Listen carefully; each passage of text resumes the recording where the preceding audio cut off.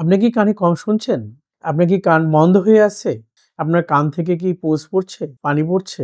বা আপনার অনেকের কথা শুনতে অসুবিধা হচ্ছে কিংবা কানে শোঁ-শোঁ ভোঁ-ভোঁ শব্দ হচ্ছে অনবরত? তাহলে আজকের ভিডিওটি আপনার জন্য। এরকম সমস্যায় আপনার অবশ্যই উচিত নাক কান গলা রোগী বিশেষজ্ঞের পরামর্শ নিয়ে কানের পরীক্ষা অর্থাৎ হিয়ারিং টেস্ট করা দরকার। হিয়ারিং টেস্টের মধ্যে ৩ টা থাকে একটাই উপাদান পিটিএ, পিওটন অডিওমেট্রি দিয়ে আমরা কানের টেস্ট করে থাকি। এটা ডেসিবেল দেই আর ফ্রিকোয়েন্সি বিভিন্ন ফ্রিকোয়েন্সিতে আমরা কানের হিয়ারিংটা টেস্ট করে থাকি। সাধারণত হিয়ারিং ফ্রিকোয়েন্সি ৫০০, ১০০০ এবং ২০০০ কিলোহার্টজ। এই কিলোহার্টজ গুলো যদি কনভারসেশনাল ভয়েস সহজে রিসিভ করা যায় এবং কথা শোনা যায়। এতে যদি আপনার অসুবিধা হয় তখনই কিন্তু আপনার কানে কম শুনতে শুরু করবেন। এবং যারা বৃদ্ধ বয়সে বা অনেকদিন কলকারখানায় বা শব্দের মধ্যে কাজ করেছেন তাদের কিন্তু সেন্সরি নিউরন চলে যায়। সেক্ষেত্রে কিন্তু কানে শোঁ-শোঁ, ভোঁ-ভোঁ বিভিন্ন ধরনের শব্দ হতে পারে। তো এই সমস্ত ক্ষেত্রে কানের পরীক্ষা করে অর্থাৎ হিয়ারিং টেস্ট করে শ্রবণ শক্তির পরীক্ষা করে কোথায় আপনার সমস্যা হয়েছে মাইল্ড, মডারেট, সিভিয়ার বা আপনার এটা